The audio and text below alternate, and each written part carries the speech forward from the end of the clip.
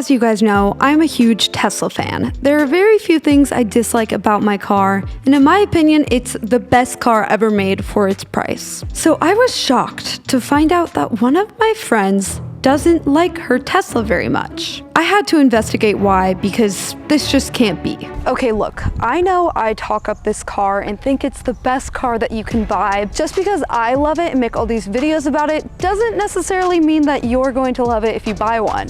So Erin has found a few things that really bother her about the car, and one of them seems to be a unique issue to the Model Y, and that is phantom braking. Phantom braking is when you're driving a Tesla on autopilot and it mistakenly thinks something is in front of you and it slams on the brakes. So when I'm driving on the freeway, if I'm going, I'm going like 70, 75 miles an hour, if there is a car around me or if there's a block or like a barricade on the side of the highway, my cameras see it as a possible collision and it will slam on brakes. Everyone in the car will be like thrown towards the dashboard. When you're driving at a very high speed, everybody's enjoying the Spotify playlist, and then all of a sudden you're just like, yeah. And you're on the freeway and you're like, oh my gosh, is somebody gonna run into the back of me? And they will. Okay, so this phantom braking has happened to me before, but only like 2 times ever in my 4 years of owning this car. So my Model 3 is from 2019 and it was made back when they still put LiDAR technology into these cars. With the newer Teslas, they took out this feature and they only use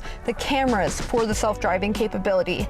And that, I think, is why we're seeing a lot more phantom braking in the newer cars. It's scary. It happens every single time I use it. And I've been really lucky that I haven't had people tailing me to where I actually got in an accident, but you definitely could get in an accident. So I don't even get to really use the autopilot feature. And autopilot, in my opinion, is the #1 best feature about having a Tesla.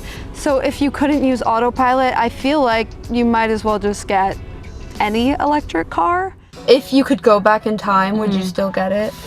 Oh, this is a hard question. I wish I could go back in time and buy the Audi EV that wasn't on the market when I bought this car. Because when I bought this car, the market was really crazy and there weren't a lot of electric vehicles available. And I was actually surprised I was even able to get the Tesla because they're so back ordered right now. So I think I probably would have done it again because of the timing, and I did need to buy a car as soon as possible. And Erin is not the only one with the phantom braking issue. If you look online, there's a lot of people specifically with Model Ys that have this problem. I think if you pay for the premium autopilot technology, I have heard that it does tend to learn your driving a little bit more and it happens a lot less.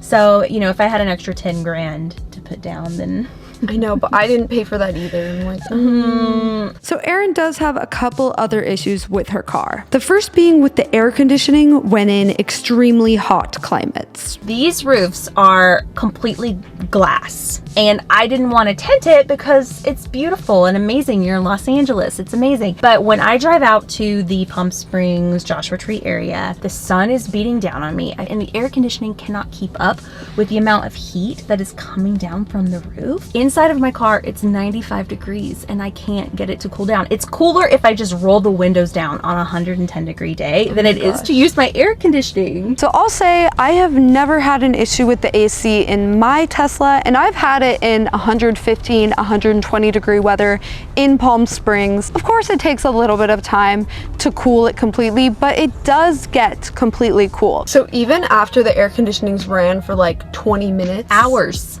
Like a 2.5 hour drive, I'm drenched in sweat. I have butt sweat all in my seat.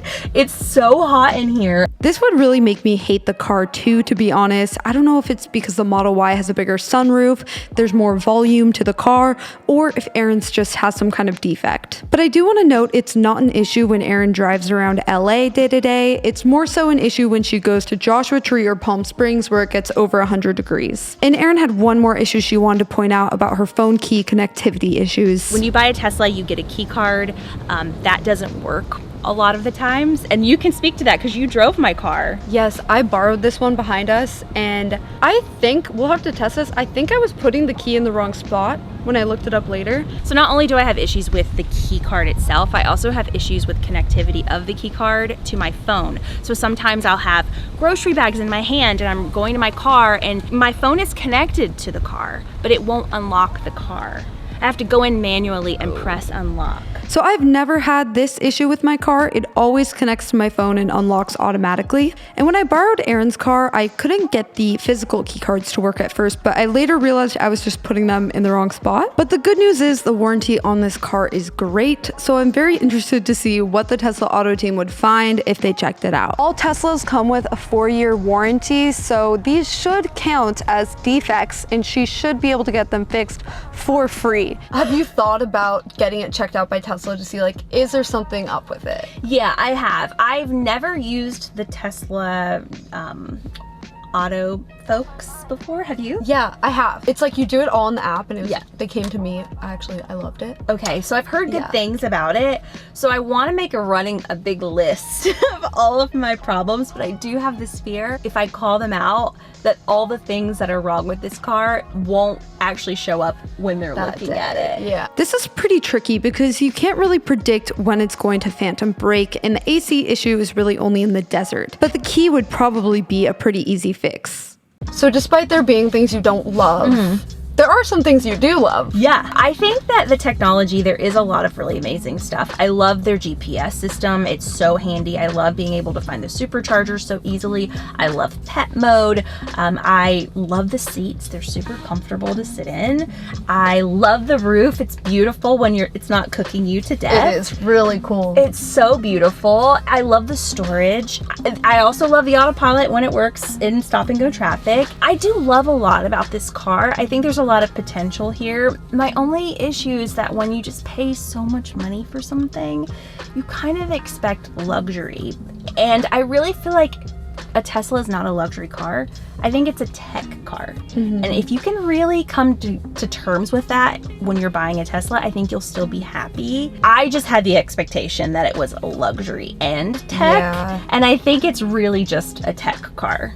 This is kind of where I disagree with Aaron. The Model S and the Model X no doubt are luxury cars. And in my opinion, I still think that the Tesla Model 3 and the Model Y are luxury cars. To me, it feels like a luxury car, but they are more minimal. There's less features. So I could see how someone would consider it a tech car, not a luxury car. When Erin first told me she didn't really love her Tesla, I thought she must just not know all the features yet, like she'll come around to it, but it turns out it does have a few issues.